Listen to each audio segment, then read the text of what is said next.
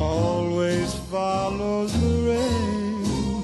So wrap your troubles in dreams and dream your troubles away.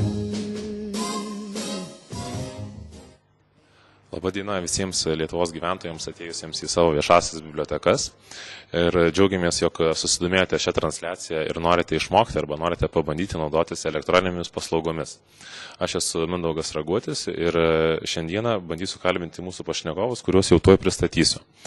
Šią transliaciją apie elektroninės paslaugas jums pristato Informacinės visuomenės plėtros komitetas prie Susisiekimo ministerijos, projektas Bibliotekos pažangai ir žinoma Lietuvos viešosios bibliotekos. Kodėl internetas? Šiais laikais vis daugiau naudojamės internetu ir interneto erdvėje galime atlikti daug veiksmų. Nuo naujausios informacijos galime bendrauti su savo giminėm, draugais už tolimos atstumo. Taip pat galime peržiūrėti įvairią vaizdo garso medžiagą. Ir neišimtis ir viešosios bei administracinės paslaugos, kurios buvo sukurtos gavus ES struktūrinių fondų finansavimą. Ir apie jas mes šiandieną kalbėsime daugiausiai. Tai pirmiausia, kokia nauda elektroninių paslaugų? Dažniausiai tai tos paslaugos, kurias galėtumėte jūs atlikti ir paprastai atvykę į tam tikras institucijas ir įstaigas, bet elektroniniu būdu kokia gaunama nauda? Jūs sutaupote savo laiką, jūs sutaupote savo nervus galbūt stovėdami eilėse, jūs sutaupote nemažai popierio pildydami prašymus, kuriuos galite tiesiog kompiuteriu užpildyti. Ir taupom pinigai. Važiuoti atstumus toli įstaigų nemažai ir negali visko padaryti vienoje vietoje. Tuo tarpu prie savo kompiuterio arba atėję į viešąją biblioteką galite tai padaryti viską vienoje vietoje. Tai šiandien mes transliacijoje bandysim parodyti keletą paslaugų nuo elektroninių paslaugų Sodros tinklalapyje ir e-paveldo.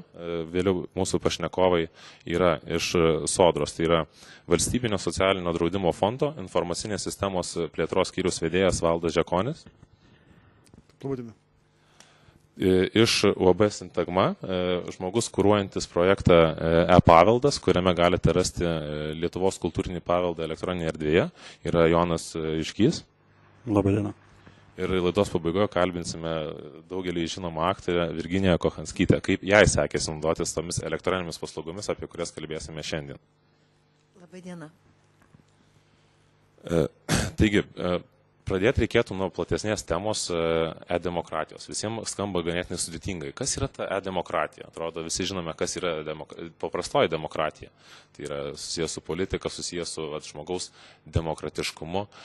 Todėl norėčiau pirmiausia pakviesti pažiūrėti pristatomą į filmuką. Kasgi yra ta e-demokratija?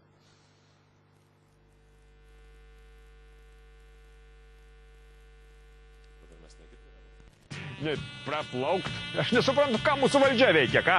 Gal jie nemato, kas vyksta mūsų kiemuose ir gatvėse? Greit turbūt pateksim į Gineso rekordų knygą kaip daugiausiai pasaulyje turintis duobių miestas. Gal reiktų pranešti savivaldybę, ja? Nors pamenu, kai ėjau į savivaldybę pranešti apie sulūžusį krepšinio lanką mūsų kieme, tai užtrukau ten be ne pusdienį, kol galėjau pranešti apie tai.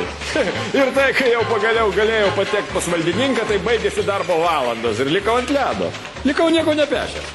O ar žinojote, kad dabar apie tai galite pranešti ir internetu, naudodamasis savivaldybėse įdiegtomis e-demokratijos paslaugomis internete? Juk taip yra daug paprasčiau nei gaišti laiką savivaldybėje. Iš tikrųjų, aš kažką girdėjau apie tai per radiją. Gal vertėtų išbandyti? E-demokratijos paslaugomis gali naudotis Ignalinos, Šalčininkų, Varėnos, Jonavos, Šakių, Rokiškio, Zarasų, Ukmergės, Utenos rajonų ir Trakų bei Elektrėnų savivaldybės. Artimiausiu metu e-demokratijos paslaugomis galės naudotis ir kitų savivaldybių gyventojai.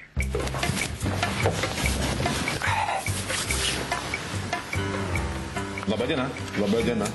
Atvėrę savo savivaldybės interneto svetainę, susiraskite skiltį Elektroninė demokratija, e-demokratija arba Elektroninė demokratija visiems. Atsivėrusiame puslapyje galėsite susipažinti su savivaldybės tarybos sprendimų projektais, tarybos sprendimais, posėdžių dienotvarkėmis, tiesiogiai stebėti posėdžių transliacijas. Prisijungę galėsite atlikti registruotiems vartotojams skirtas funkcijas, pranešti apie iškilusias problemas, peržiūrėti pateiktas idėjas ir jų įgyvendinimo būseną, dokumentus, vaizdo ir garso transliacijų įrašus, dalyvauti apklausoje ir diskusijose. Konkrečiose savivaldybėse esančios e-paslaugos gali skirtis. Nemaniau, kad naudotis e-demokratijos paslaugą yra taip paprasta. Pirmą kartą naudojusi e-paslaugomis ir manau, kad ir toliau jomis naudosiuosi, nes viską sutvarkiau per kelias minutės. Nereikėjo ir nei eilėse stovėti, nei iš kabineto į kabinetą lakstyti. O be to, taigi aš rašydamas skundą, tai suspėjau ir sriubą įsivirti. Tai vadinasi, vienu metu galėjau atlikti kelis darbus. 2, ne, 3, nes buvau dar kai kur užėjęs. Trumpam.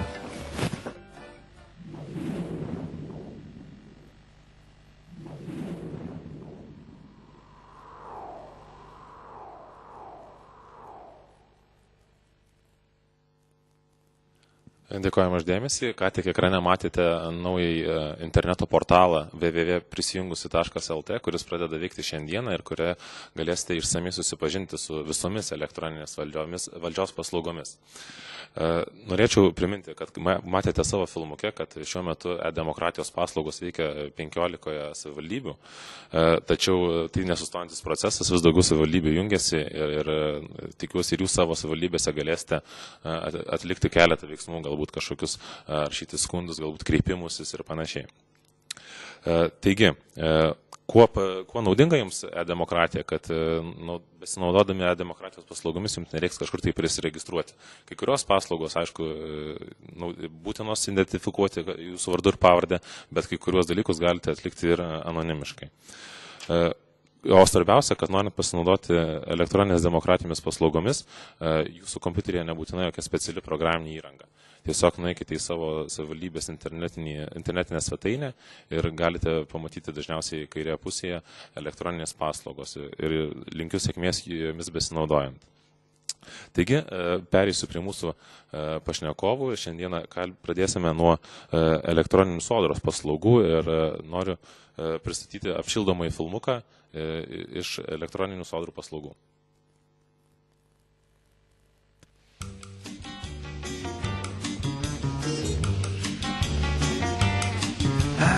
Mąstau aš dabar, nekenčiu aš to stovėjimo eilėse, to laukimo, per tokius dalykus.